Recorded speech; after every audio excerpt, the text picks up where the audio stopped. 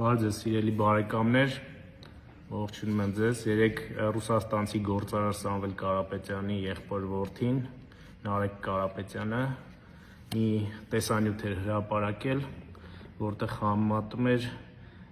Իսպանիայի, Շվեդիայի, Բելգիայի, Դանիայի թագավորական ընտանիքների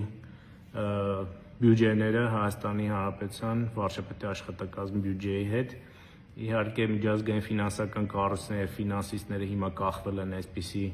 կոպիտ եւ սխալ հաշվարկներից, բայց ես կուզեմ սրան անպայման անդրադառնալ։ Նարեկ ջան, այսպիսի բաներ մի արա։ Ես հասկանում եմ, ինչ եմ ասում Նարեկ ջան, որովհետեւ որոշակի հարաբերություններ ունեցել եմ նրա հետ եւ ինձ համար տարօրինակ է իր կեսվածքը, որովհետեւ նախկինում այդպեսին չի եղել եւ նրանք կարծես արհեստականորեն այս հորձանուտի մեջ են գցել եւ դա իրանը չի։ Ուրեմն Նարեկ Կարապետյանն ասում է հետեւյալը. Վարչապետի աշխատակազմի ծախսերը ինքը ավելացել 4 անգամ։ Սարքել է վարչապետի աշխատակազմի ծախսերը 65 միլիոն դոլար։ Արդյոք Հայաստանը 4 անգամ ավելի լավ է ապրում, Հայաստանի քաղաքացի 4 անգամ ավելի լավ է ապրում, որ վարչապետի աշխատակազմը 4 անգամ ավելի շատ է ստանում։ Որպեսզի հասկանաք, Հայաստանի վարչապետի աշխատակազմը ծախսում է ավելի շատ, քան Իսպանիայի թագավորական ընտանիքը, գումարած Շվեդիայի թագավորական ընտանիքը, գումարած Բելգիայի թագավորական ընտանիքը, գումարած Դանիայի թագավորական ընտանիքը իրար հետ վերցրած։ Հիմա դուք լսեցիք, նախ абսուրդ է համեմատել թագավորական ընտանիքների բյուջեները երկրի ղեկավարի բյուջեի հետ, որովհետև օրինակ Դանիայի թագավորական ընտանիքի բյուջեում չկա տեսչական մարմինների գրասենյակի ուրեմն գումարներ եւ տեսչական մարմինների քաղցառայության, Սփյուռքի հանձնակատարի գլխավոր գրասենյակի անվտանգության խորհրդի գրասենյակի, բայց այս էլ ոչինչ։ Նայեք, ինքը ասում է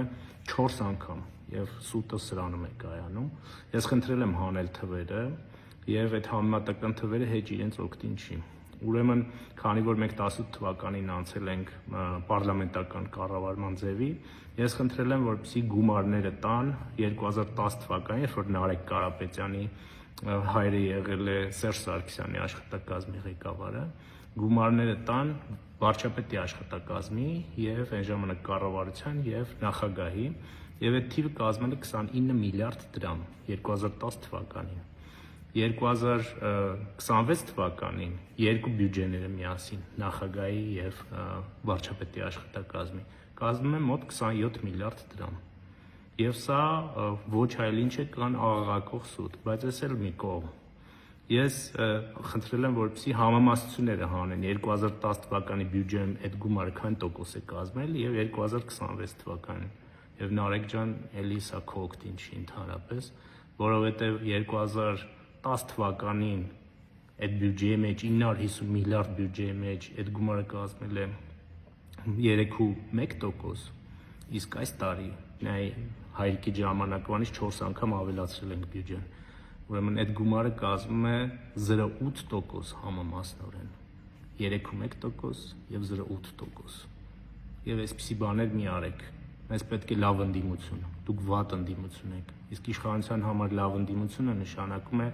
առողջ միջավայր եւ առաջընթաց։ Շնորհակալություն ուշադրության համար։